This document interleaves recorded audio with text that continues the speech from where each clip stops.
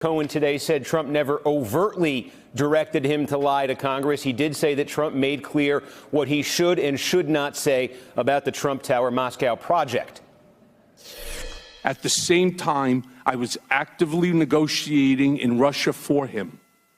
He would look me in the eye and tell me there's no Russian business, and then go on to lie to the American people by saying the same thing. In his way, he was telling me to lie. He doesn't give you questions. He doesn't give you orders. He speaks in a code. And I understand the code because I've been around him for a decade. And it's your impression that others who work for him understand the code as well? Most people, yes. Yeah, Cynthia, from a legal standpoint, where does that leave things? If you've got Michael Cohen there saying he did not tell me to lie, he didn't order me to lie, but basically there's a code there. I believe I interpreted the code. I believe he wanted me to lie, but there's no apparently direct evidence that Trump had asked for that. Legally, where would that leave things? It would lead things. It would depend on what you could convince the jury or the members of Congress. But it isn't surprising. I thought actually on this point he was particularly persuasive that Trump had a manner in which he essentially suborned perjury, and that it was very effective, and that he understood it. He explained it well, and he was particularly articulate on that point. He was a pretty good witness. He was really credible on this point, and the Republicans kept going after him, you're a liar, and he just really absorbed it and almost put it back at them in a way that was very effective. He was humble, and on this point, I think he convinced most people that the president would tell him what to do in this exact manner. Right, because I noticed this was almost a theme that came up in a couple of his answers there, because there was also, he described saying he thinks he witnessed a moment where Donald Trump Jr.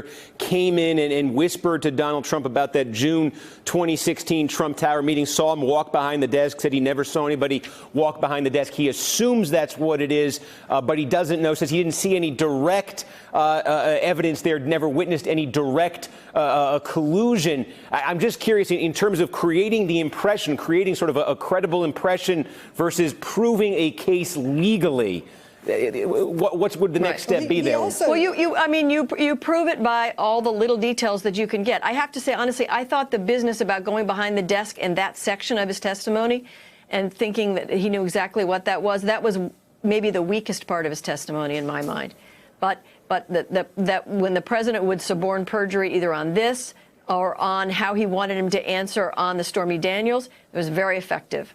Ari, all the questions that are sort of raised today, and take this question here just of Trump, did he in some way tell Michael Cohen to lie?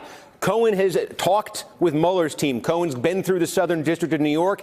He's facing prison in a couple of weeks from now. Are these questions that Bob Mueller and that the prosecutors in New York have answers to already?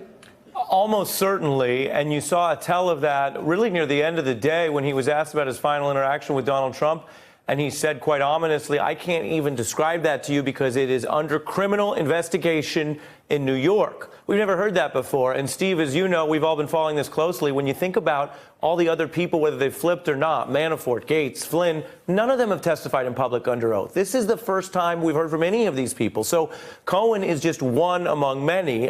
In journalism, we have a two-source rule. Well, in federal investigations, it's usually a higher bar than that. So you can bet that that basically Mueller and the New York feds are cross-referencing all of this stuff. They're not going to hang any single case only on Michael Cohen.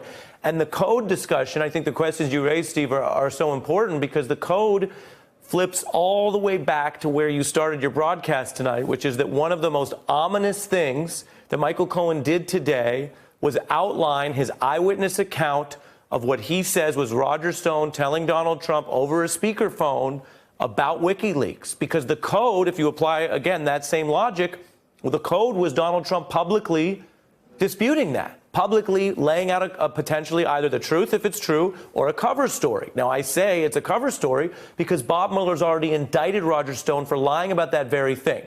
So both things can't be true. And if Stone and Trump were coordinating, basically talking to each other through TV interviews and the other ways that these folks have had an untraditional strategy, but one that Michael Cohen says is all about lining up stories and getting the code communicated without actually formally saying, hey, go lie for me to the authorities, that's something that Mueller's going to zero in on. I think that is one of the most significant things tonight that's got to have White House lawyers nervous.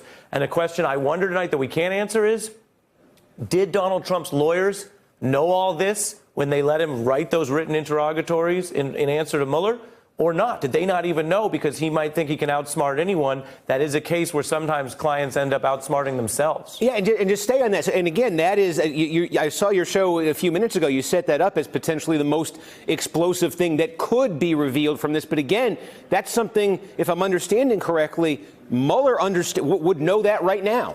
Mueller would have the evidence on that right now. Mueller is charging something similar against Stone, saying he lied about this and that he did, in fact, have contact with, broadly, the Trump campaign officials. What's new tonight, the big blinking light here that's new, is Michael Cohen saying under oath that one of those officials was then candidate Donald Trump himself. And then add to that something that I think is going to get played a ton more, and I'm sure our colleagues will be digging into it tonight as we did on my show, Steve, which is Roger Stone came out in public and made this odd remark that he knew Donald Trump's secret interrogatories to Mueller, also denied that they ever discussed WikiLeaks. Why would Roger Stone know that? Well, now it seems that, at least potentially, if you believe the Michael Cohen account under oath, it's because they both knew they talked about it and they both decided to lie about it. If that holds up, then Mueller does have potentially a new crime against Donald Trump. And I spoke, as you know, if you were watching the show, a lot of people have a lot of good guests. We had Mueller's former